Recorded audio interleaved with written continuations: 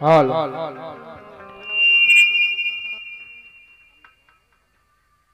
મંડપ વચ્ચે કન્યા પધરાવો હાલ સાવધાન.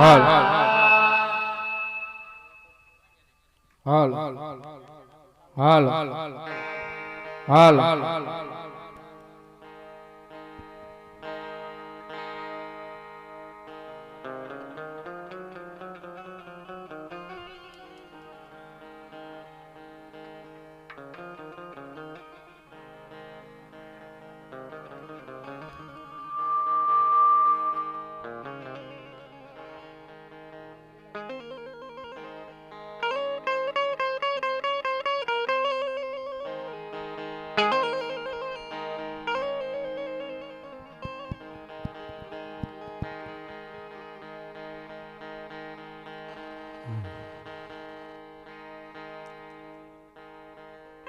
સરસ. આ બાજુથી ગોર મહારાજના શબ્દ પડે છે, કન્યા પધરાવો. ગોર મહારાજ કહે કન્યા પધરાવો સાવધાન. કહેવાય છે કોઈ દીકરી હોય કોઈ બેન હોય. પોતે જ્યાં ગણેશ સ્થાપનની બાજુમાં જ્યાં પોતાના ભગવતી પોતાના 9 લાખ લોબડિયાળે, જ્યાં પોતાના બાપની કુળદેવીના થાપણ કર્યા છે, ત્યારે કોઈ દીકરી હોય ત્યારે કોઈ બેન હોય ભગવતીની સામું આજીજીની વિનંતી કરે કે આય માં, આય ભગવતી માડી જોજો, અમારા પિતાજી અમારા ઘડિયા લગ્ન લીધા છે,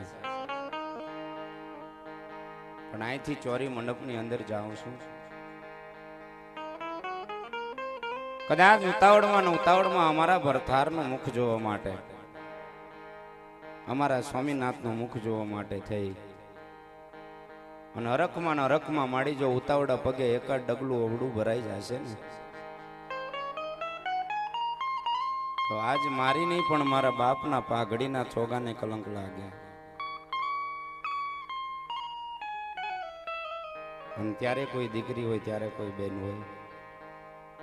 કહેવાય છે પોતાના બાપની કુળદેવીની સામું જઈ આજીજીની વિનંતી કરે છે કે આય માં, આય ભગવતી માડી જોજો, ચોરી મંડપની અંદર જાઉં છું પણ એનું ધ્યાન તમે રાખજો.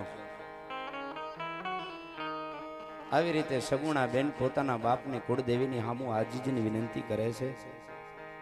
આ બાજુથી ગોર મહારાજના શબ્દ પડે કન્યા પધરાવો સાવધાન, કન્યા પધરાવો સાવધાન. અને જ્યાં ગોર મહારાજના શબ્દ એક દીકરી એક બેનના જ્યારે કાને પડે ને, ત્યારે કહેવાય છે કે એક છોડે શણગાર સજી, એક લાંબેરો એવો ઘૂંઘટ તાણી અને ધીમા ધીમા ધીમા ધીમા ધીમા ધીમા ધીમા ધીમા ડગલા ભરી ચોરી મંડપની અંદર આવવું છે સાહેબ. પણ તેથી તો રાજા અજમલના આંગણે બેન સગુણાના લગ્ન લેવાણા. આ બાજુ સગુણા બેન છોડે શણગાર સજી, ધીમા ધીમા ધીમા ધીમા ધીમા ધીમા ધીમા ધીમા ડગલા ભરી અને ચોરી મંડપની અંદર આવવું છે ને તેથી કોઈ દીકરીઓ ડગલા માંડ્યા હશે, પણ તેથી સાહેબ કેવા માંડ્યા હશે ત્યારે